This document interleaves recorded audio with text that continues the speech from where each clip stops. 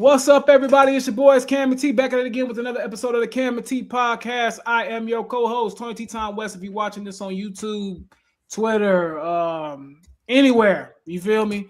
Go ahead, hit that like button. If you're watching this on if you're listening to this on like Spotify, whatever, go ahead and give us a 5-star rating. It does get, you know what I'm saying, the algorithm going for us. I am your co-host, Tony T Time West. We got my brother from another mother, Cam. Happy podcast day, brother. How you doing? Happy Pod Day, bro. I'm doing good, man. I can't complain. How about you? I can't complain, bro. Pretty good overall. Typical Tuesday. Glad to be back on the pod, bro. Had a pretty good weekend. Can't complain for the most part, for real. So I'm doing pretty good, bro. I can't complain. You know what I'm saying? Yeah. So I'm doing pretty good. You know, around this time of year, the weather always get kind of wonky because it'd be cold sometime, it'd be hot sometime. Like, I don't know if you remember last week, it was cold. It was hot, excuse me. And then this week, Yeah. it's been like kind of, I don't know how it is in Georgia, but it's been kind of chilly here, bro. So I don't know. It's kind of been weird lately. So I don't know, It's raining man. here. But you said what? I said it's gonna be rainy here all week. Yeah, that too. We supposed to be getting rain, I think, tomorrow, and then Saturday too. We supposed to be getting rain like all day type situation. So I don't know what's going on, but we'll just go from there, man. But anyway, bro, glad to give y'all another episode. You know what I'm saying? As always, we got a lot to talk about tonight. Obviously, the NBA playoffs is where we're gonna kind of start the pod at. You know what I'm saying? We got a lot going on in the NBA right now, so we'll obviously get into that. Obviously, the NFL draft was probably the biggest sporting event of this past weekend.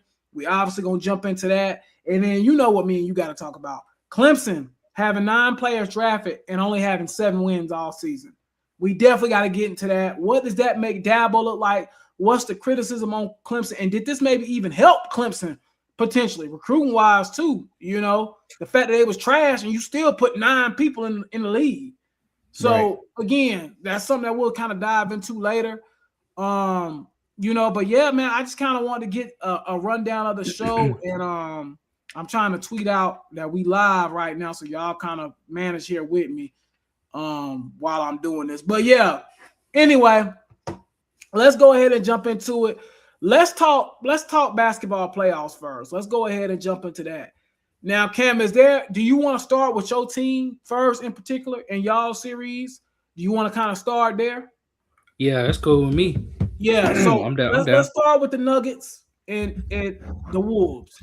Y'all was down 3-1, and I thought y'all was cooked, and you'll give your opinion in a second. Y'all got a win last night, 125 to 113. Now it's a situation where it's 3-2. But you talked about this, I think, last week in the pod, how the Wolves have kind of like been a thorn in y'all's side for the last couple of years, especially since like Ant has developed and got better. What do you think about the series, bro? What you think gonna happen? So first and foremost, I want to say I'm extremely disappointed in the Nuggets, and I'm embarrassed, to be quite frank with you, that by the behavior of our head coach and our superstar center. I think they've been moving very soft this whole series, and I'm not impressed at all. Win or lose, I want David Adelman on the hot seat.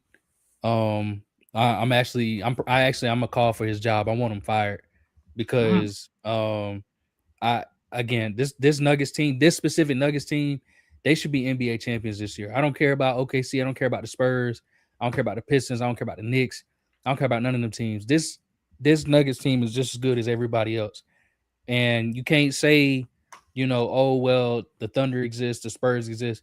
Okay, the Nuggets exist. You got the best player in the world on your team. You know what I'm saying? You got a deep bench. You got guys that can shoot you out the gym. I mean, you got a 6 Man of the Year candidate. You got a lot of good players on your team, but there's no intensity. There's no defense. I mean, it's really embarrassing. Them dudes, they let a role player from Minnesota, Jalen McDaniels, talk all this trash and then come back and allow him to back it up in 2 straight games. You know what I'm saying? So I think the way that they've handled the situation has been absolutely embarrassing. So with that being said, I do think obviously Anthony Edwards is out. He got a bone bruise in his knee, so he's not going to be playing for a couple weeks. And then Dante DiVincenzo, unfortunately, tore his Achilles. So I think that, of course, leads people to believe that the Nuggets should have the upper hand in this series moving forward, and they should, But again, it's just one of those things where it's like you can't really hang your head high on beating the Timberwolves, coming back from 3-1 and beating the injury plagued Timberwolves squad when they missing two of their top scorers. You know what I'm saying? They missing their leader and their best player in Anthony Edwards, and then they missing somebody that was shooting us out the gym in the first 3 games. So again, I just like I said, I've been embarrassed by this performance. And like I said, we talked about it last week. I figured the series would be tough. You know what I'm saying? I didn't think it was going to be a cakewalk for the Nuggets. Didn't think we was winning in 5 or 6. I thought it might go to game 7 anyway. But I didn't think we would look to the point where we was about to get gentleman swept. You know what I'm saying? And even worse, reverse swept because we won game 1 and we was about to lose 4 straight, in my humble opinion. So again, I'm calling for David Adams' job already. I'm tired of it. I don't like the way that he's handled these press conferences. I don't like the way he's handled the team. And again, he's a Nepo baby and he's never faced any type of adversity in his life. So you can tell just by the way that he's been approaching this series. And again, it's very much not appreciated as a Nuggets fan. So that's where I stand on Denver right now. Like I said, I'm very upset, very displeased with what I've seen on the court. Yeah, I can't disagree with you. I mean, again, y'all came in as the higher seed at 3. They at 6, and like you said, y'all kind of just really, I'm gonna be honest, y'all been a disappointment this year, really. And it's kind of crazy too, because Jamal Murray's having like his best statistical year. Yeah, and me too. Jokic too, really. Jokic both too. Yeah. Like both of them. They having their best statistical year, and y'all might get 1 round booted, which is kind of insane. So no, I'm kind of with you. I know it's like dudes, first year on the job or whatever. He still might have to get canned though, because that's kind of to have that type of talent. That's kind of crazy. And this is the thing, in my opinion, T. And we'll move on to actually this would be a perfect segue to y'all series. Because I don't know if you've seen this, but they said Mike Brown is on the hot seat even if the Knicks made the finals. Did you see that? And I think that's ridiculous because, again, he's a coach that's in his first year. Now, of course, it's if the Knicks get bounced round 1, I can completely understand why he would be on the hot seat for that. But are you saying if they make the NBA finals somewhere that they haven't been in almost 30 years? Yes. They haven't been to the NBA finals this entire century. And you're telling me that Mike Brown would be on the hot seat for that? Like that's the type of stuff.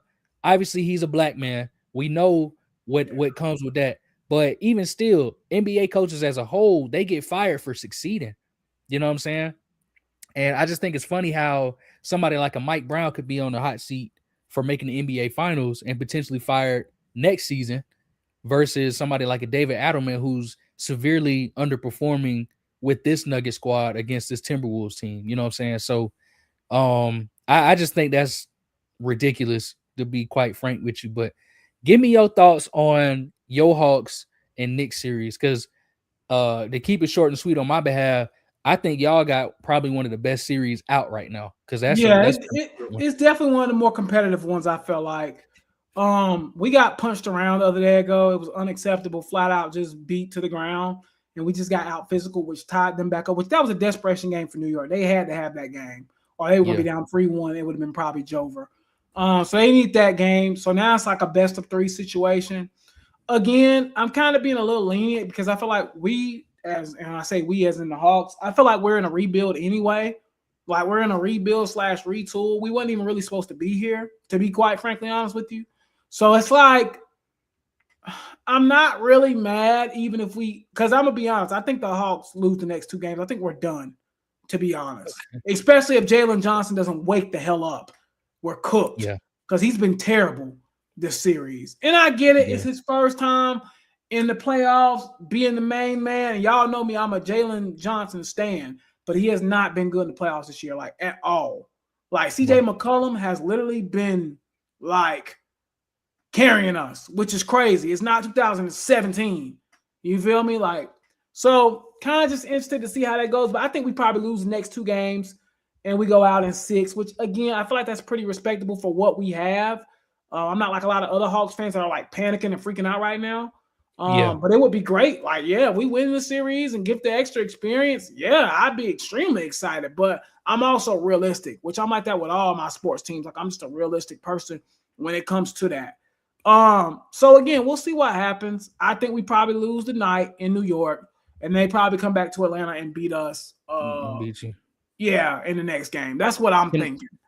can I ask? So and I want to say this too, that I think y'all are in a pretty good spot as well, Yeah, because only you and the Thunder have lottery picks in terms of playoff correct, teams this year.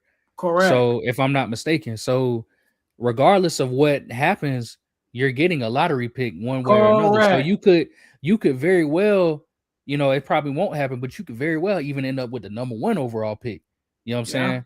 Number 2, number 3. I think I the mean, pick this is is raw this too. is one of the deeper So classes that we've seen in it's years. a great I class. mean, So there's even if like you get potentially like 7 or 8 really, really good players in this right, class. So even if we get like the 6th or 5th pick, we and can work with that, you know? in my So opinion, I think for the Hawks, the best thing that you all can do, if you get a, like you said, 5th, 6th, 7th, 8th, if you can land a Darius A. Cuff Jr. with that pick, yeah, it's over, bro. It's over. yeah. It's over. Y'all will be well on your way to taking over the East in the next couple of years if you can land a player like that of Yeah, his if he caliber. pans out, yeah, I can see. I think Yeah, a big yeah, man too is kind of needed too. I wouldn't be mad if we get like a big man. I don't want like a Kevin Durant situation, like more like a center. yeah, of But course. Yeah. again, if we got somebody like that, I could see something working Shoot. for us. But Yeah. I say yeah, I think anything like that. And it just blows my mind that the transition into the series that just wrapped up last night. mhm. If you was done, I didn't know if you Yeah, we was can go ahead and yeah. transition to that. Yeah, It blows my mind that this team had their way with a pretty decent Suns team. yeah, You know what I'm saying? They definitely played well above their expectations. I don't think they should be holding their head down, in my opinion, because they played very well throughout the season, and they really shouldn't have been in the playoffs, period, but they made it. And I think it just blows my mind that this Thunder squad absolutely boat raced them for 4 games straight, and they can still even get a lot. They can win the championship this year and get a lottery pick. yeah. But what are your thoughts on the Thunder? You know what I'm saying? How you think about this series? We And can make it what's their short. outlook? Honestly, the Thunder. I've been telling y'all this since the season ended last year. They're winning. They're winning another title. I mean, I don't. Mm, I think the Spurs could potentially be in their way. Boston, obviously, you know how I feel about them, but the Thunder are the best team in the league, bro. Like it's really. I don't even really feel like I need to go into any more depth than that. Like they're the yeah, best team in the league, bro. Like I think there's like 2 other teams that could really compete with them, and I think that's the Spurs, and I think that's Boston. Boston. And that's it. Yeah. Everything else it's going through Oklahoma City, bro. So it wouldn't be surprising at all if in 2 months we're talking about them winning a second They ring holding another again. chip. Yeah. Yeah. So I've been saying Fair that enough. since the podcast last year when the season ended. So yeah. Fair enough. That's my thoughts on it though. But I mean, shout out to the Suns for competing. They Yeah. competed in those games, but yeah. Yeah. Speaking of let's keep it in the West. Speaking of them, I think Spurs and Blazers back on tonight, right? Yep, they are. Yep. Give me your thoughts on that series. If you've seen what have you seen? I think it's what is it? Is it It's 3-1. 2-2? It's No, 3-1. it's Okay, 3-1. okay, Yep. okay. Because So Portland was up big the other night ago, and then that's right. Spurs And they, hawked them down. I actually that's watched right. that game. I remember that. Yeah, Spurs I hawked remember them that. down. So That's right. again, it goes back to what I'm saying. The Spurs are they different, bro. They like that this year. Like it just is what it is. Like they just like that. Like it's nothing you can take from them. I think they're a really good basketball team. I think they're a top 3 basketball team right now, the way they're playing in the Yeah. league. And you just gotta give them credit, bro. Like they just good. Like, you know what I'm saying? Like, but I do want to say I think Portland has also did some good things too. Like I think Scoot Henderson has showed a little bit of some flashes in a couple of these games. So shout out to him. But again, man, to me, it just feels like the Spurs are about to win this thing tonight, and it's going to be over. Like, I mean, Yeah. and really, you can say that for the rest of these. Like, not the transition, because I'll let you get your take. Celtics and 76ers, it feels Jover. Like, Yeah. that series is ending tonight at about And it's 9:30. Like, yeah.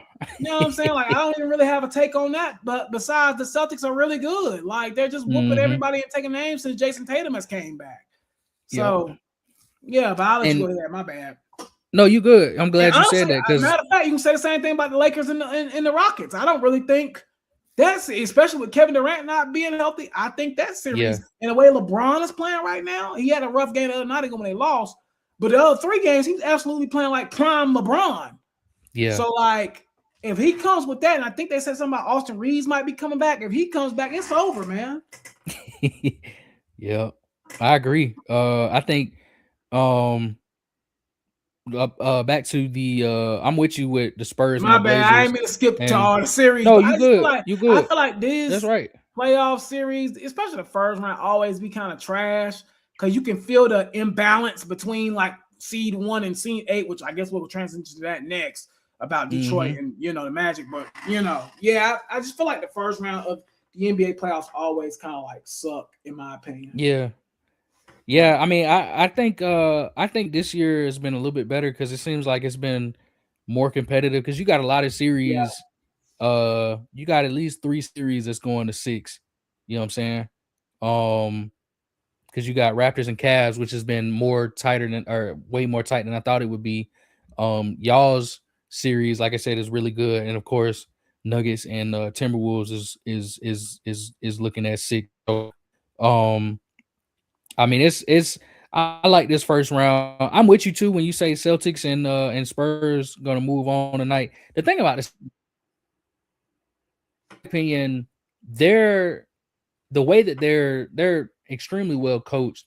But if you look at the other night, Brown and Tatum didn't even really have a good Tatum bounced back in the second half, but Brown and Tatum didn't even really do anything in the first half. You know what I'm saying? That was all no. Peyton Pritchard in the bench. Mhm. So it's just crazy uh how good they've been because their expectation, me and you both said it, they was probably a playing team at best. They're the Yeah, second seed in the East, and moving forward, because we about to get into this next team now, they're gonna be the top seed in the East yep. because uh the Magic are up 3-1 on the Pistons, which first and foremost, I gotta say, Jamal Mosley, bro, you done saved your job, You know, brother. say just job. Yeah, I was just thinking that because you before the playoffs, they were talking about firing him. I think he doesn't save this job on that end. Yeah, and they suck, and I hope it's funny because they were like, oh, it don't matter what happens in the play in or in the playoffs, we gonna fire bro anyway. At this There's no point, way. bro, if There's no way you can fire him right now if he you was can't just. fire him, Yeah, the no. only, in my opinion, the only way that you fire him is if the Pistons come back on the 3-1 Yeah, that's the only way and you they move fire him. on. That's the only way. But if the Magic win this series, you gotta you gotta keep bro, man. Like you can't, because this is unnatural. Like this is actually ridiculous. They would be, God, this would be the first time an 8th seed be the 1 seed in how long? I don't You know what even I'm know. saying? It's been a long time. I Because feel like. I think when we played the Heat in the finals, I think they were the 7th seed, I believe, if I'm not mistaken. So I don't even think they were an 8th seed that year. So I don't know when the last time an 8 has beat I'm a gonna look 1. it up. I'm gonna look it up real Yeah, quick. Go yeah. ahead. Let me know. Um, But that's just that. I just think that's a great job on their behalf, and I think it lets you know how kind of tightly contested the East really could be. Or actually, I'll ask you this: do you think it's the East as a whole that's kind of weaker, or do you think that the Pistons just are frauds? I think the Pistons are like kind of fraudulent. I think they're just Okay. inexperienced. Um, I think they're inexperienced. I just don't think. Yeah, I just think they're inexperienced, bro. Like I really just think that's what it is. They're inexperienced. I think Cade is still coming back. And actually, to correct you, the Miami Heat in 2023 was an 8 seed. Oh, so they And they were an played AC. y'all, so they was an 8 seed. Okay, Not they the were. AB2. I Okay. just looked it up though.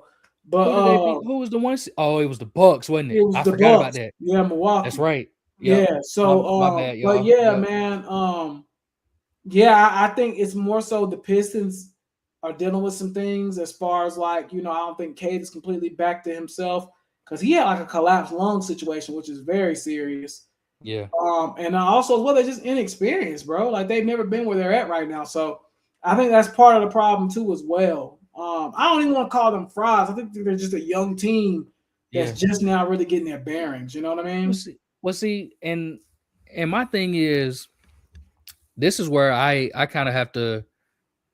I'm gonna have to call them. I am gonna have to call them frauds because Mhm. the Magic only Desmond Bain has played in the playoffs, if I'm not mistaken, for Yeah, them. that's true. I don't think they've had. I don't think none of their other players have actually taken That the is playoff minutes. fair.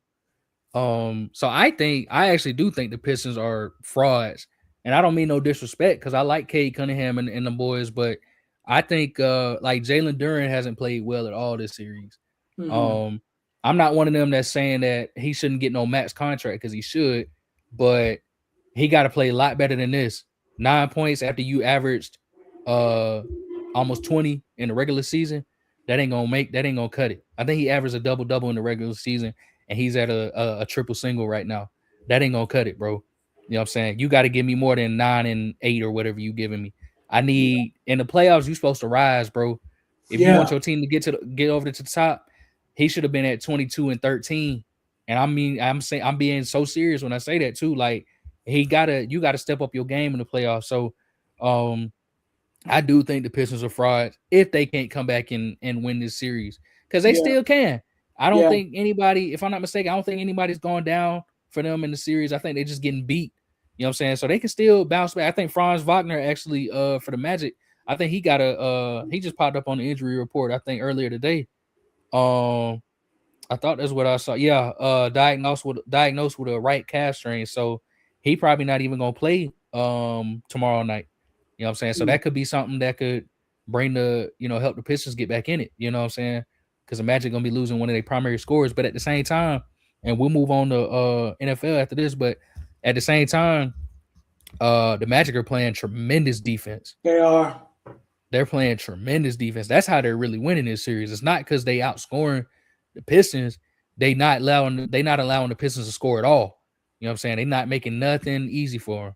So, but overall, man, I think it's been a good playoff run so far, in my opinion. And like you said, I'm with you. I think it's usually we see the first round not be as tightly contested, but we got a few good series right now that Yeah, I'm intrigued by. But yep. uh Let's go ahead and transition on yeah, into to NFL. Cause so the biggest thing this weekend was really, the NFL draft, of course. yeah, Um, Obviously we'll talk about the Panthers a little bit. But I kind of want to talk about winners and losers of the draft first and foremost. For one, actually, before we even let's get into winners and losers first. Let's go over the losers first because I have a few. Um, so we're gonna go over our winners and losers of the draft, and we'll kind of move on from there. And we'll talk about the Panthers a little bit too, because we know a lot of our people that listen to the pod, they're Panthers fans. yeah, Losers. I talked to you about this before the pod started. I think Jacksonville did an absolute terrible job. I'm not gonna lie. I didn't really a lot of their picks to me at least just didn't really, and I don't know if you feel the same way. It just didn't make a lot of sense to me personally. And I kind of want to read off their draft picks, but I thought Jacksonville had a horrible draft in my personal opinion. Let me yeah. read it off real quick. Um, so Jacksonville, hold on, let me move back down. Okay, so Jacksonville had so wait. Why is it I doing? got you. I Yeah, got go you. go ahead, bro. Oh, no, I got it. Okay, I got it. okay. My bad. So Jacksonville had Nate Brockkier. I probably said that name wrong. Texas A&M tight end. They took him in the second round. Then they took another Texas A&M player in Albert Regis, defensive tackle. Was a decent player, but not nothing, crazy. Then Yeah, I think this might be their best pick of the whole day was Emmanuel Pregon. They took him at pick 88. Then they took Jalen Husky, safety out of Maryland. I mean, again, decent player. Wesley Williams, He played at Duke. He was an all ACC honorable guy, but again, just kind of like a role player. Tanner, they took 2 tight ends. Tanner Kaziso, they took him in the 5th round. From Houston, again, just the guy. I hate to say it, like, not trying to be mean at all. Josh Cameron actually was pretty decent. He was first team all Big 12 this year. Had almost 1,000 yards. He had 872 yards. CJ Williams from Stanford, again, just kind of just a guy. And in the 7th round, they took Zach Dupree, just a guy. And again, Parker Hughes, just a guy. So I thought they did a terrible job, in my personal opinion.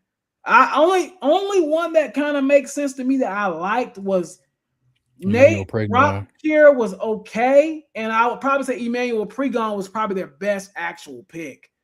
But besides that, to me, I didn't like none of their picks. Secondly, I gotta do this to them because these my other boys, and we're gonna talk about this probably a little bit more in depth. The LA Rams had a god-awful draft. I thought they stunk it up, and you know why they stunk it up. They mainly stunk it up because they took Ty Simpson at 13. I thought that was absolutely freaking ridiculous. We talked about this on this podcast last week. You actually were like, yeah, the Cardinals talking about trading back up at the end of the first. I said, huh? Trading back up at the end of the first? Get who? Ty Simpson? And so when I seen that the Rams took him at 13 after Stafford just had an MVP season and they're in a win now mode, I was like, are y'all serious? Are y'all dead serious? You just traded your other 1st round pick for Trent McDuffie. That's fine. But to do that? No. You can't do that, bro. You can't do that right now. I'm sorry. Especially when it looks like Stafford is probably going to get, like, they're talking about he's going to get another, 2 years extension.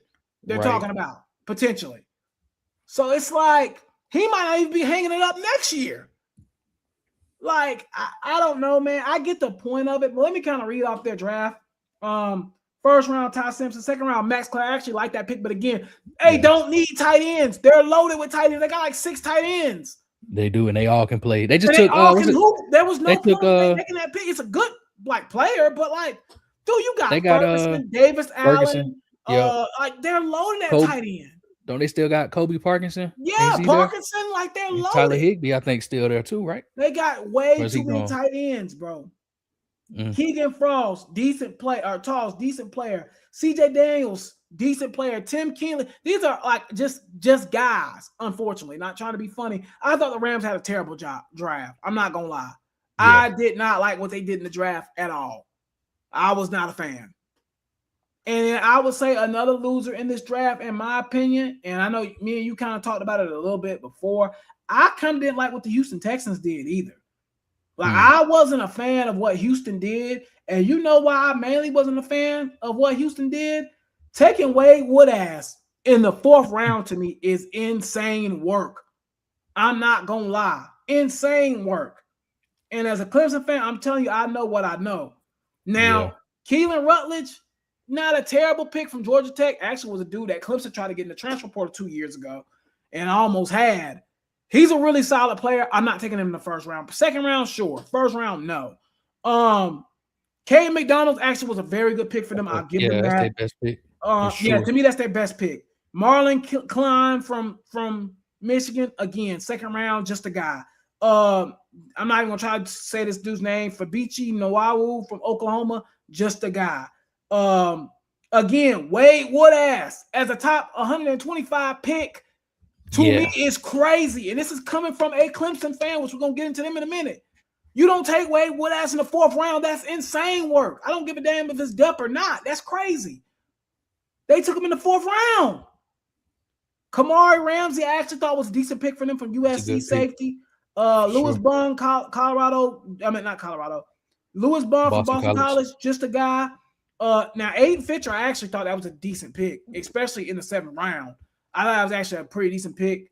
They took him in the 7th round. I just thought overall, I just feel like Houston could have did better. I feel like them 3 teams there just did not do well. For a team that had 1, 2, 3, 4, 5, so Houston had 8 picks. I like 3 of them. You know what I'm saying?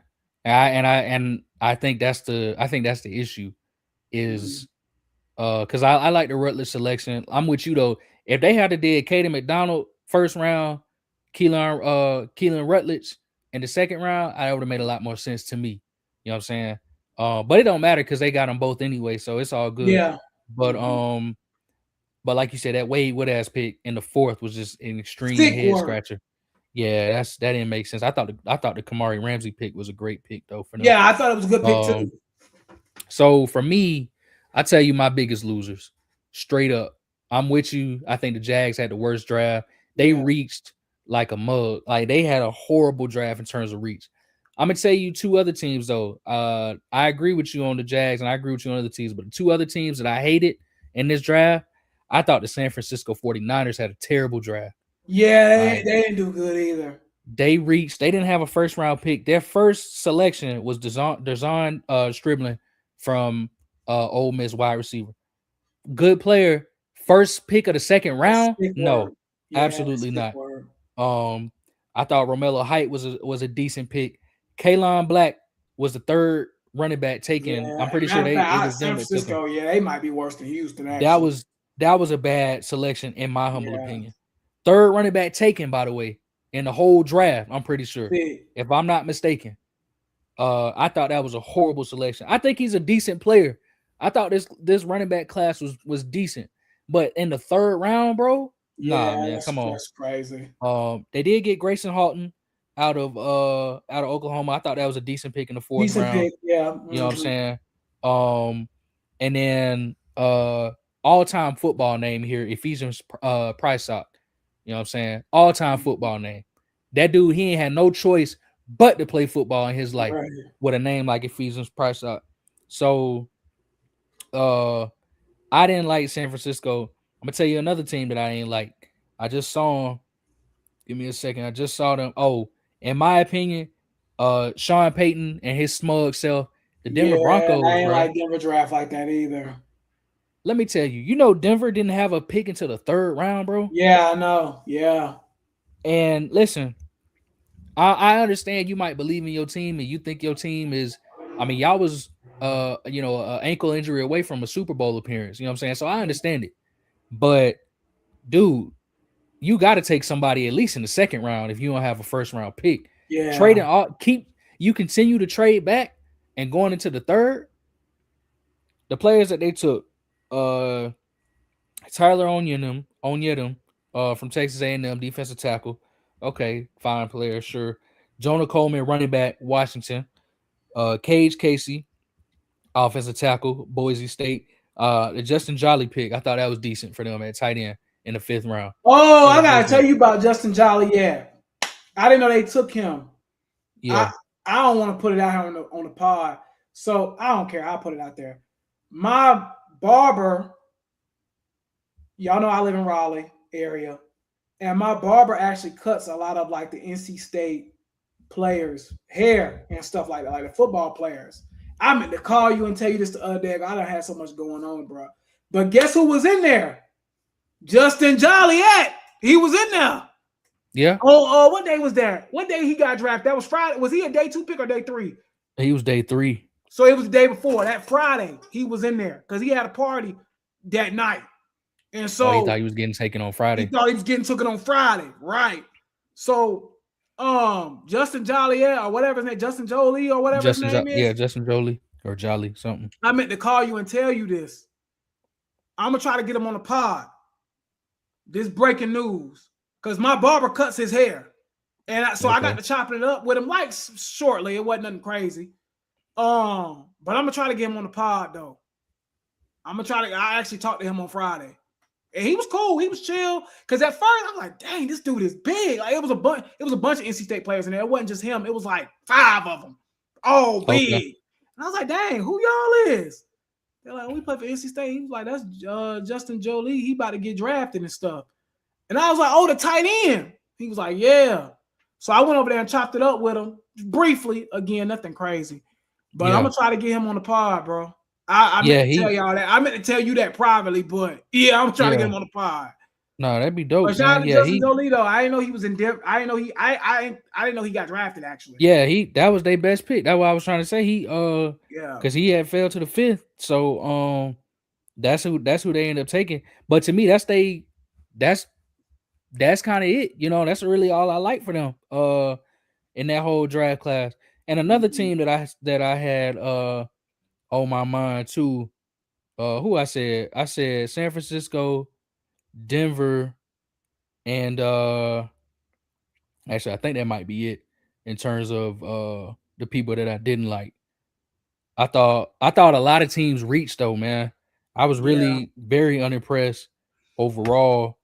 Um I Somebody was think saying they feel like it's the worst draft in years, like I talent I, wise. I wouldn't say I ain't gonna say that. I ain't gonna say that, but I think it's the worst draft in terms of how the teams approached it.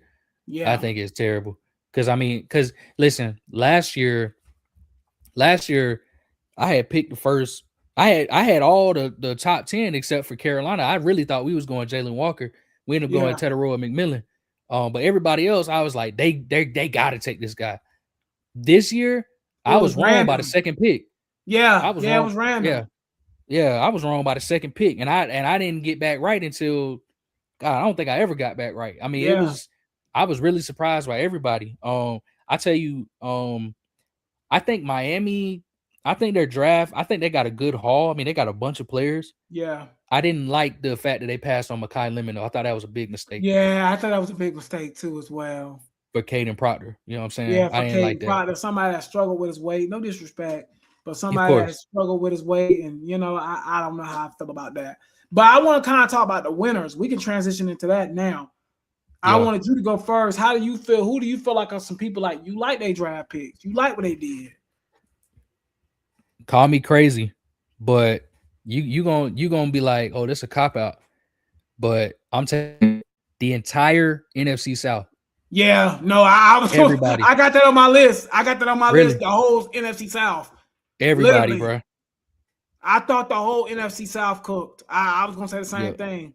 Yep, everybody in the South. I mean, they all. I know Atlanta didn't have a first round pick, but they paired Terrell with his brother. I thought the Zachariah Branch was a good pick for them, especially since Yeah, they need a wide receiver 2, 3, a gadget player like that. Um, Harold Perkins late. I thought they yeah, had a decent draft. I was very impressed. I hate to say it, but New Orleans knocked it out the park, in my they opinion, man. did. They They did. knocked it out the park, They man. I mean, did.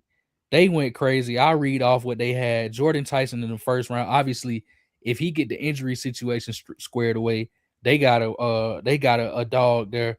Christian Miller, defensive tackle from Georgia. Oscar Delt from Georgia. Jeremiah Wright, offensive guard from Auburn. Bryce Lance, I thought was a sneaky good pick for them. One of the Mhm. Styles boys from Ohio State. They got the DB. Thought that was a good pick.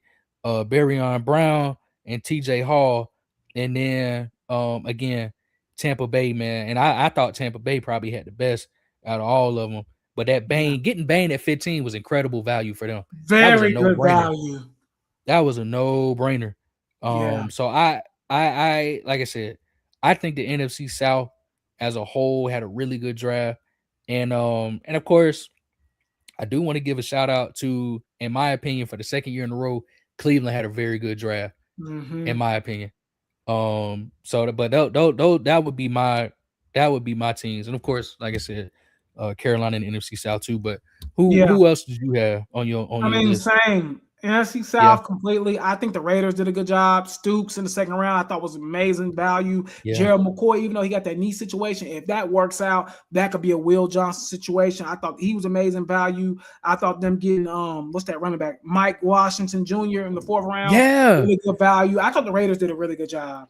I did. yeah, I thought the Raiders did a really good job. And like I said, I'm with you though, NFC South. The whole NFC South killed it. yep, Falcons, Saints, Bucks, Panthers, everybody. Everybody did a good job in the South. So I mm, definitely want to give them credit. Yo guys, I thought the Ravens did. They always do well though. So I feel like I'm saying this every single year about y'all. mhm, But I thought y'all did a really good job, especially with y'all first two picks. I've been telling you that O lineman yeah, dude from Penn State, he's the best O lineman in the class, and like nobody was talking about him, which I thought was just crazy to me. Like I'm Yeah. like, dude, this dude's amazing. I can't say his name's Iona or something like that. I don't know what his name is. Vega Ione. Iona, yeah, he's amazing. And then y'all doubled back and took Zion Young, who was Yeah, also a that was projected first round pick. So that I was a thought y'all did fire a pick. great job. And then y'all got Jacoby Lane as well, who I also think was extremely underrated. So again, Elijah Surratt. I mean, y'all really cooked in the draft, bro. Like I think the Ravens did which again, Chandler Rivers, like this, all these players are good. Like Adam Randall, like y'all got a bunch of good players in the draft. So I'm not gonna lie, I thought the Ravens had a really good draft too. So I want to give y'all credit. Caleb Downs to the Cowboys was good value as well. Great pick. Yeah, I gotta get the Cowboys credit on that. That was great value. Listen, I think the Chiefs gonna be back. I thought they had a really good draft. They cooked. They Peter Woods and Delane back-to-back picks is crazy.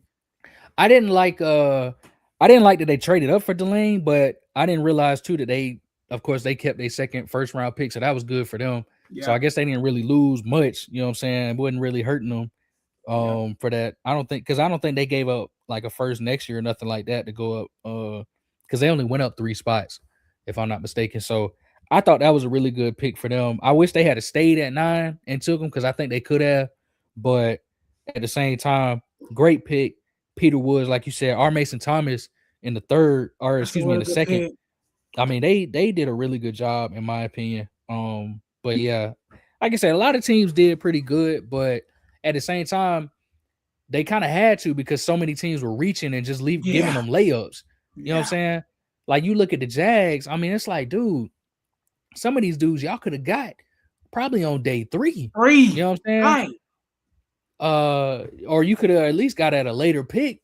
Yeah. But to reach so high and get these guys. I didn't get what the Jags were doing at all, man. I thought they had a terrible draft. Like all of their picks was like, huh? What? Like, this don't make no sense. But yeah. Before we move to the elephant in the room, to stay on the draft, we didn't really go over the Panthers. We know they had a good draft overall, but let's just kind of hone in on them for like 5 minutes here, roughly. Okay. How did you feel about the Monroe Feeling? At first, I wasn't really caring for the Monroe Feeling pick, I'll be honest. Even though I think we talked about him last week on here, and I said he's a good tackle. Like, he's a good player. Like, I thought he was one of the better tackles coming out of this class. I think I said that on the pod last week. I didn't think the Panthers were going to take him. But I like the player. I didn't really care for the pick, though, which in some terms that might be good because I didn't want Teteroa McMillan last year, and y'all see how that worked out. That's true. So it might be good that I didn't want the pick or the player. But he's a good player though. Overall, I kind of like what he does. I love the Lee Hunter pick in the second round. Love. And I actually love the Sam Heck pick in the 5th round, the center, because I think he's the best center in the country. So I love Chris Brazel or whatever his name is. I like him. I like him as well. So I think the Panthers did a lot of good things. This Will Lee dude, I don't really know much about, but he seems to be like a physical corner, kind of similar to JC, maybe not on the skill level as JC, but kind of physical guy. So I think the Panthers did a pretty good job. But what you think overall? I'm kind of with you, man. I think I said what I said going into the draft because I didn't really care who the Panthers selected because I feel like we were in a good position where we could just kind of take somebody good. And what I said, what I asked for was kind of what I asked for last year, but I think this year was more broad. Last year I asked for a high impact day 1 starter with the first pick, and we ended up getting that. I assumed it was going to be on the defensive side of the ball, and I kind of had a list of players last year that I would like for them to select. Teteroa McMillan was on the list, so I was glad that they went with him. I was surprised, but I was glad they went with him. This year, on the other hand, I said the same thing. I was like, I want a high impact day 1 starter. I didn't have no list though. You know what I'm saying? Because I assumed, kind of like last year, I was like, oh, it's going to be Omar Cooper Jr. or Casey Concepcion. Remember, we talked about this last week. I was like, it's going to be one of them 2 players. And then when we got to the pick, kind of like back in, 2021, I was like, oh, I really want, a corner. But then when I seen Justin Fields fall, I was like, oh, man, they about to take Justin Fields. And they took a corner, and I was a little bit disappointed. They took JC, you know what I'm saying? But this year, kind of similar. I was like, oh, we're gonna take a wide receiver. We about to take Makai Lemon. I thought we was about to take Makai Lemon. And then when I heard him say Monroe Freeland, my first thought was, okay, great player, really Yeah. good tackle, like you said. He's gonna be something, but do we really need a tackle? Was the first thing that went in my mind. Because Mm-hmm. I was like, everybody been saying, they've been saying for going on 6 years now that Taylor Moton is getting old and he ain't fell off yet. And I'm like, okay, is he really going somewhere? Like, what's happening there? I don't think that was really important. We signed, of course, we signed Rasheed Walker in the offseason. So I was like, okay, he's supposed to be kind of filling in for Icky until he comes back from injury. So, is really what I was thinking in my head was, where is this Freeland guy? Where is he gonna fit on the line? You know what I'm saying? What's gonna happen? Because I don't know how people feel about Icky. I think he's been really good. You know what I'm saying? I I didn't think think I that, think this says more about his injury. That thing must be badder than what we yeah, think. That's what it I'm must thinking. be. They must really be kind of really what it tells me is they think, because that's a patellar tendon, you know what I'm saying? So what it sounds like to me is, and this is what I would do if I'm the Panthers. Don't know how it's going to work with Icky because he's only ever played left tackle in Carolina. But are you going to kick him in the guard? You know what I'm saying? Now, if you do that, the thing about Carolina is the offensive line is the most expensive offensive line in the league. Yeah. So they needed to get cheaper and younger is what people are saying. Mm-hmm. Um, but my thing is, I wouldn't let a guy like Icky walk because he hasn't been bad. You know what I'm Yeah. saying? The problem is, I believe this is a contract year for him, and he's Yeah. probably not gonna play it. So that's where it gets kind of tricky because what you gonna do? You know what I'm saying? It's almost like you kind of have to let him walk, right? Because I don't know if you definitely don't pay him big left tackle money, And you just and drafted a left tackle on he top ain't of that. played. Yeah, Yeah. you just drafted a left tackle. So I don't know what they're gonna do. I don't know what's gonna happen in with that situation. I don't know if they're gonna try to move Icky to right tackle. I don't know if they gonna, you know, I don't know what's gonna happen. But overall, at the end of the day, what I keep coming back to is what me and you've been talking about for almost dating back to last season. Or what I had been what I brought up to you dating back to last season. The reason why the Seattle Seahawks won the Super Bowl is because they built in them trenches, and that's what Carolina just did. And so, to me, I've seen a lot of people online on Twitter say this is a eat your vegetables pick. You know what I'm saying? You gotta eat your vegetables. Yeah, it's cool to, eat a cake every now and then and eat a, you know what I'm saying, eat some spaghetti or whatever. But you gotta get your broccoli in. You gotta eat a Mhm. salad. You have to. You don't have no choice. If you don't, you're gonna be in some trouble. You know what I'm Yeah. saying? And that's what this pick very much was. You got to take care of your offensive line regardless of what kind of shape it's in. You can never Yeah. neglect it. And I very much, and I'm with you too. The Lee Hunter pick with the defensive tackle. You got to take care of your D line too. Mm-hmm. Now you got two big, thick boys on your defensive line, all up in the middle with Brown and Lee Hunter. You know what I'm saying? So again, there's a lot of, I think there's a lot of things to like about this draft. Chris Brazzell was my favorite pick Yeah. because I had been saying it for a while. I was like, bro, ever since I seen what he did to Georgia when he torched them for like 200 yards and 3 touchdowns, I said, bro, I need Chris Brazzell in Carolina, straight Mm. up. And they went and got him, burner. You know what I'm saying? He's a dude that reminds me a lot. I seen some people even say it. He's a Robbie Anderson type player. Yeah. You know what I'm saying? He gonna beat you deep. He's a burner. I think that was a good selection. The Will Lee pick, I was kind of iffy on because what's my Jalen Kilgore was on the board at the time, and I Yeah. really thought they was going. I thought they was going Jalen Kilgore, but I understand it. This is another kind of eat your vegetables pick. You can never go wrong with taking a DB, especially if they got some talent, because DBs go down all the time. You know what I'm saying? And that's really, I believe DB is the position that you usually keep the most of on the roster anyway, right? Yeah. So I understand it. I'm with you. The Sam Hick pick. We got I guess he's gonna be our starting center. We needed one bad. He kind of need to. And like you said, I think he follows Donald Trump on Instagram. So you all right with me need then. need one of them. You follow Trump, you all right with me. That's my old lineman. Need the MAGA boys on the old line, boy. Absolutely. I Need the need MAGA you boys. upset about Charlie Kirk, brother. Yeah, need Yeah, need the I MAGA need my boys on the old old lineman line. back it up. Yes, sir. Need the MAGA boys on the old line, bro. At least in the middle, you know what I'm saying? Yeah, I need one on the outside too. I was Yeah. kind of low key upset. They said something about Freeland got a Freeland black woke. girlfriend. Freeland I said, woke, bro. oh no, man, no, that Yeah, ain't Freeland, it, partner. that ain't I gonna need work, somebody bro. MAGA. But Freeland, That I'm ain't just gonna. joking for real. But Freeland a good player. But I Yeah, like my old lineman MAGA up, man. they gotta be MAGA. Yeah, Yeah, support man. Donald Trump. I ain't Yeah. lying. I need my old Oh lineman. my God, I will vote. But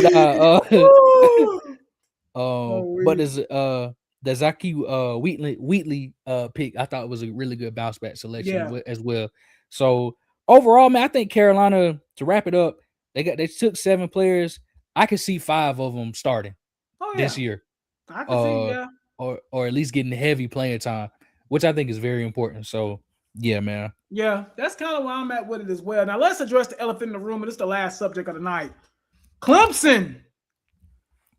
This weekend, Clemson got put on blast by a few famous people. I think Plies had said something about, like, how does Clemson have all these players drafted and they sucked this past year? 9 Clemson players were drafted for the first time in a decade, tied for the most Clemson players drafted in one draft ever in the Dabo Swinney era. The last time they had this many players drafted was 2016. Was the last time, and that was like with Shaq Lawson, Kevin Dodd, DJ Reader that year. Clemson's first year going to the national championship against Bama when they lost like 45-40 or something like that. It was that year. And Clemson had 9 drafted players this year.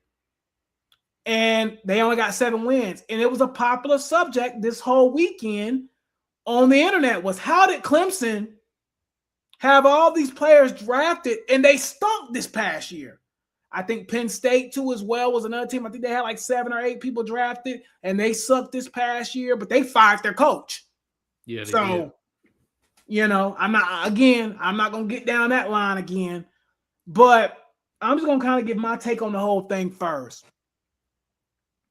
Seeing 9 players from Clemson get drafted this weekend absolutely pissed me off.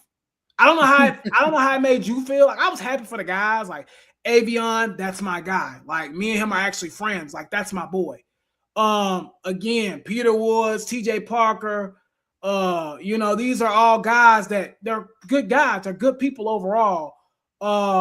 Blake Miller, first O-lineman in 66 years to be drafted first round in Clemson history in 66 years.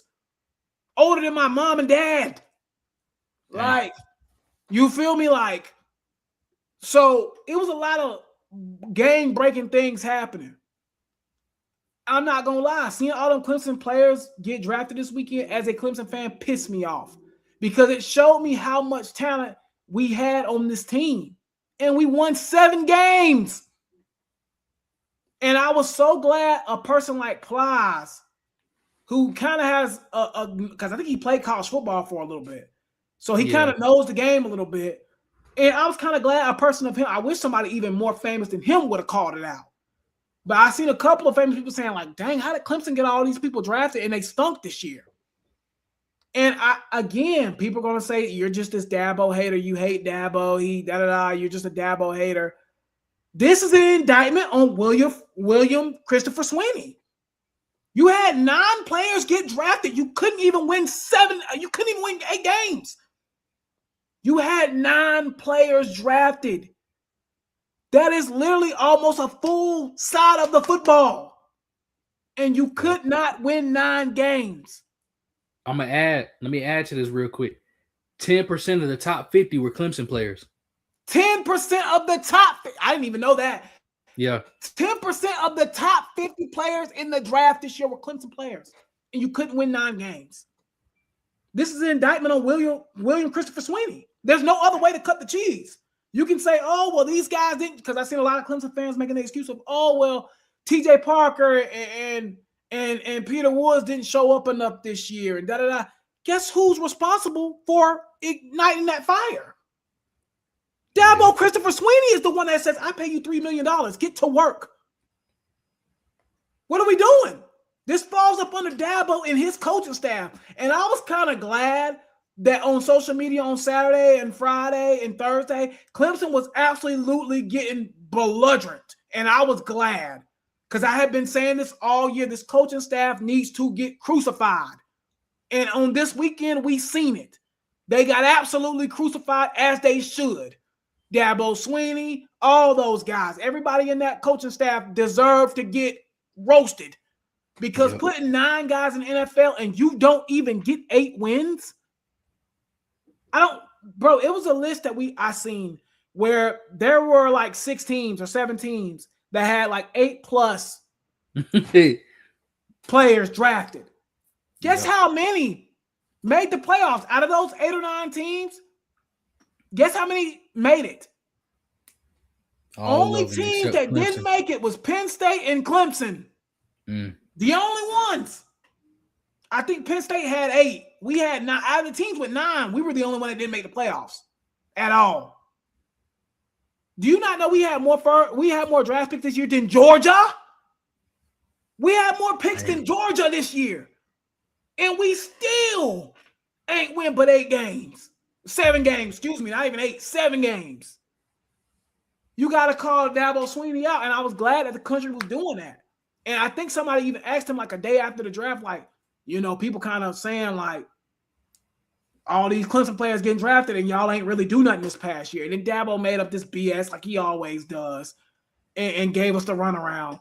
But I think honestly, this is like a do or die season for Dabo because I think the spotlight's kind of on him now. You put that many players in a draft, and again, when you look at next year, Clemson could be doing this again next year.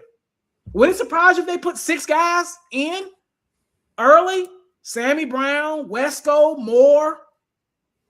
Would it surprise any of us if they at least get 3 or 4 in the first 40 picks?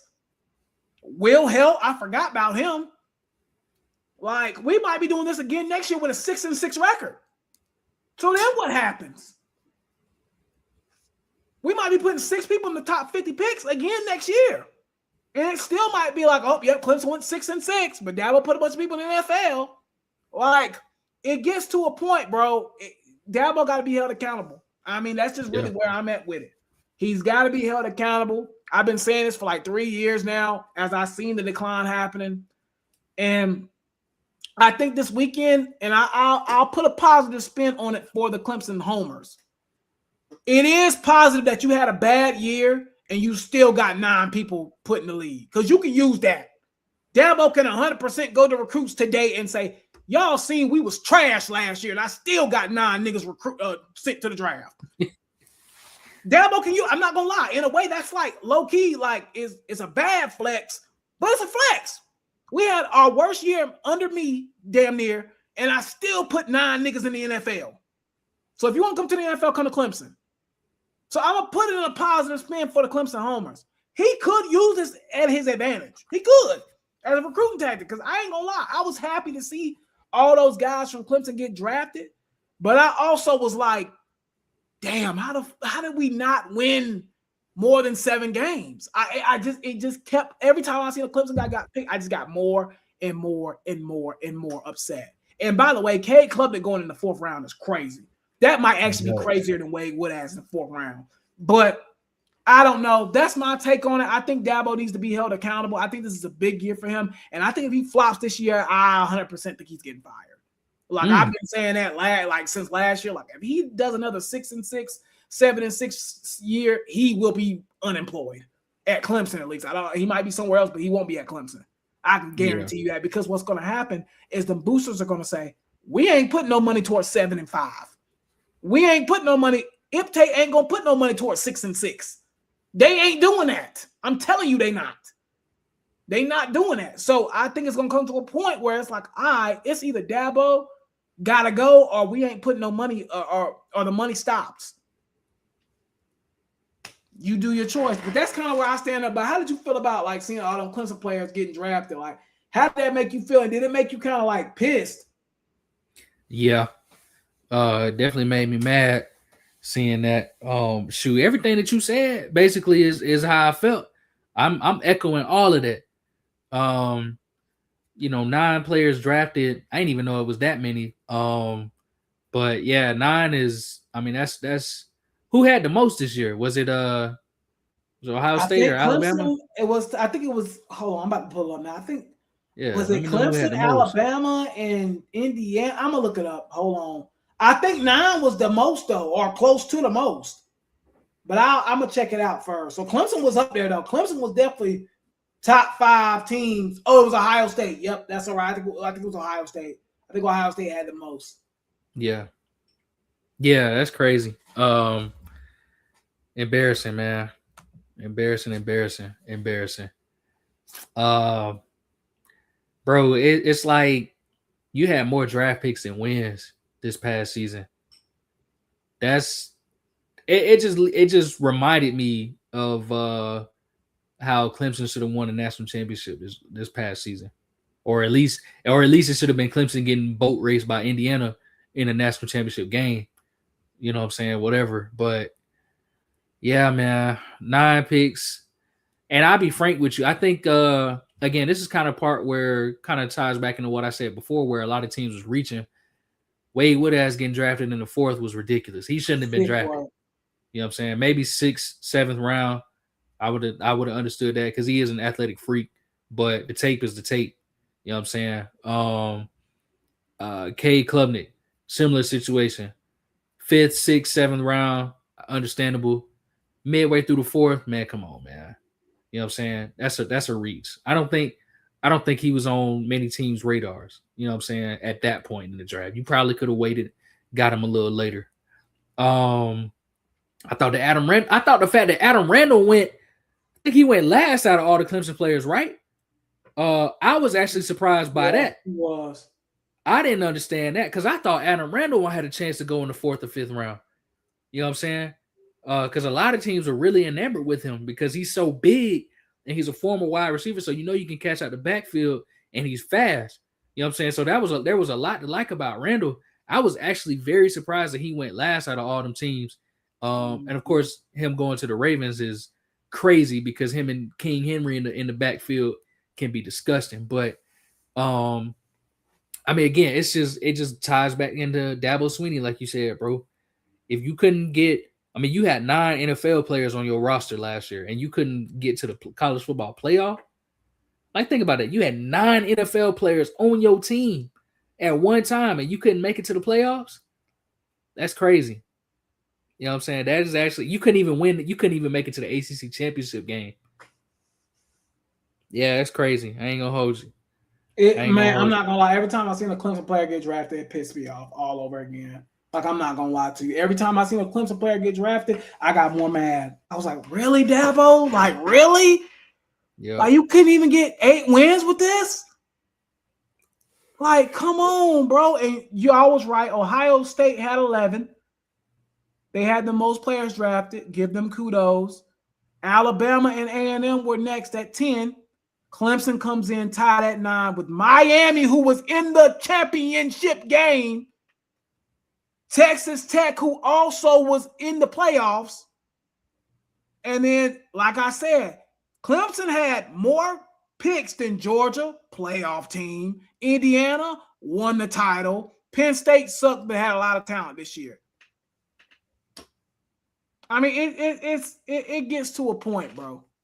You know, and I just hope Clemson fans hold Dabo's foot to the fire this year. And again, I don't have championship expectations for Clemson this year, but I'll tell you this now. When we do our little preview in the summer, when we rank our top 25 teams, I'll tell you this now. Clemson will not be in my top 25. For what reason would they be on there? They will not be. Ain't gonna be on there. Nah. They not in my top 25. They will. I don't care where they get ranked preseason wise. When we do our stuff in the beginning of August or whatever, Clemson will not be ranked. I'll be honest. I'm just gonna keep it real again. I think Clemson goes like 6-6 this year, bro. Like, I just don't see it. bro, we said it. We said it before last season. It was like, bro, this got to be. This is This the Clemson's last year. chance because next year, This is next it. year they gonna be. We knew that going into the season. That's I ain't gonna why lie to you, last bro. year sucked so bad. I'm saying they going 4-8. You know what I'm saying? Because last year I thought they was gonna be 4-8, 100% get Dabo's fired, right? Yeah, probably. If he goes 4-8, he's getting fired next year. That It's shouldn't probably be a question. at the very least, it's a Dabo, you got to retire Yeah, situation. he's You know got what to I'm get saying? fired. It's definitely. Hey, real quick before we close, I want to talk about two topics that kind of broke right before the Yeah, pod go started, ahead. and one broke kind of after we started. First thing I want to talk about is so the NCAA men's and women's basketball tournament has been increased to, I believe it's 76 teams. Going into, and that's going to be starting next year. They haven't announced exactly how it's going to work, but it will go into play next season. So March 2027, we're going to have 70 something teams in the NCAA tournament. Just give me your quick thoughts on it. I know, like I said, ain't no real details out about it, but just give me your quick thoughts on it. And Why are you ruining one of the best sporting events of all time? Like that, I guess that's where I kind of stand. Like, why? Why are we doing this in the first place? Yeah, that's kind of where I'm at with it. I think it's stupid. It's almost like you might as well just let everybody in at this point. And that's kind of where I stand with that. So I just think it's stupid. But go ahead. Yeah, if it ain't broke, don't fix it. Right. You know? And again, I don't know, because I'm not heavily into college basketball like that anyway. So I don't know if people thought it was broken, but it didn't seem like it was to me. But at the same time, this would have made sense if they did this in like 2011, when smaller schools were able to get in there. What you see, bro? What's going on? No. No, Yeah. Go ahead. I thought something had broke, but I was about to say, no. But no, if they had did this in 2011, about 15 years ago, when it was easier for smaller schools to be, because no Cinderella stories don't exist anymore. Yeah, you know what I'm saying? So if you had did this 15 years ago, I would have been like, okay, that's cool. But now, I mean, these teams, these late, these lower seed teams, I mean, they getting beat up on now. You know what I'm saying? Now, some of them slip through the cracks and make it, but for the most part, they getting destroyed. Versus in years past, it was kind of a free for all. Everybody, had a shot. Now it's like it's the team who spend the most, or who's the biggest, or who's the oldest. You know what I'm saying? So again, if it's broke, don't fix it. I don't understand it. But and this is, to me, this is the big one right here. So this one broke shortly before the pod came out. So the NBA has disclosed to its 30 general managers a new anti-tanking draft reform termed the 3-2-1 lottery. All right. That includes expanding the lottery to 16 teams. Your face be so funny when I be breaking this stuff to you, I'm like, wait, what? Go ahead. Okay, I'm gonna start over. All right. The NBA has disclosed to its 30 general managers a new anti-tank draft reform new anti-tanking draft reform termed a 3-2-1 lottery that includes expanding the lottery to 16 teams, flatten odds in a regulation zone where the bottom 3 teams will be penalized with fewer lottery balls for the number 1 pick, starting with the 2027 draft. The league has held multiple critical meetings with its board of governors, competition committee, and 30 GMs over the past few weeks to narrow toward this new singular proposal ahead of the owners having a final vote on May 28th. It could be minor modifications, but the 3-2-1 lottery proposal is named to represent the number of lottery balls per team. And it would expand the lottery from 14 to 16 teams. Teams that do not qualify for the playoffs or the play-in tournament, but stay out of the regulation zone, spots 4 through 10, will receive 3 lottery balls each. All right, so basically, your teams 4 through 10 in the opening lottery odds, they would get 3 lottery balls. Teams with a bottom 3 record, the regulation area would have just 2 lottery balls. but have a floor of the 12th pick, while the rest of the 13 lottery teams could fall as far as the 16th pick. Does that make sense? Yeah, I guess. And then hold on, it ain't over yet. The ninth and 10th play-in seeds in each conference, they receive 2 lottery balls each, while the losers of the seventh So your and best bet is to be mid if you want a first overall pick, just to get yeah, like 33 wins. will while the losers of the 7-8 play-in games receive 1 lottery ball each. So basically, your worst teams in the league Are would cooked. get they would get the same amount of odds as the people that lose in the 7-8 play-in seed games. So Previous, essentially, the bad is just going to stay bad even more. but see, T, I heard I'm gonna finish reading this. Previously, playing games received 1 lottery. Oh, excuse me. Previously, the league drew odds for just teams with the bottom 4 records in the league, while the other 10 lottery teams were ordered by inverse order. Under this proposal, all 16 teams will be in the drawing. So yeah, so if you even in the play-in, so think about a team like the Clippers. Well, they pick go. So the Clippers, they pick go to the Thunder. So the Thunder could have been number 1 overall pick this year. They still can get it even So bad regardless. teams But are just going to be terrible forever, essentially. Like Brooklyn, Washington, hang it up. It's okay, over. Like you're going to be terrible for the rest of your lives. here go another thing. So in addition to that, no team would be able to win the top pick in consecutive years or be able to win 3 consecutive top 5 picks. Oh, Teams would brother, this is terrible. teams would also not be able to protect picks in the 12 to 15 slots going forward. Um It says this includes a sunset provision so that the new system would expire following the 2029 draft and allow them to continue the system or transition to a new one. So it's going to be they're going to do it for 3 years, 27, 28, and 29. Um they've also expanded disciplinary authority to regulate tanking, blah blah blah blah blah. So so here's my thoughts. Or actually, if you want to get your thoughts first, let me No, go know. But ahead, bro. Go ahead. so here's my thoughts. I've been anti tanking for a very long time now. Me and you talked about this. We've been talking about this on the pod for a while. I think we broke it down like a fraction last year when we said, well, when I said I hated the lottery and I think it's the dumbest thing in professional sports right now. I think it's so stupid. All right. Everybody's always like, oh, well, the NBA is really easy to tank. It's really easy to do this, that, and the third. Man, these are professional basketball players, bro. They all want to win. You know what I'm saying? I understand. Yes, it's easier to tank, but you gotta levy these fines. You gotta punish these owners, man. If that's what you want to do, you gotta punish them because then they don't want these cheap billionaires. Look at the Trailblazers owner right now, which by the way is ridiculous. Look how cheap he is. He's so cheap. They not even trying to give Tiago Splitter a contract. They trying to pay him in they trying to pay him what I'm getting paid at work. You know what I'm saying? Like they they ain't trying to get Tiago Splitter. I'm serious, bro. They ain't trying to get Tiago Splitter nothing, bro. Like you got to punish these owners, man. You got to get on them and say, look, bro, if your team, if they going out there and they blatantly tanking, if you telling me that Giannis can play, if he's saying that they can play, and your head coach leaves him on the bench, that's $1 million right there. That'll stop the tanking right then and there because these owners don't want to pay that. Not multiple times.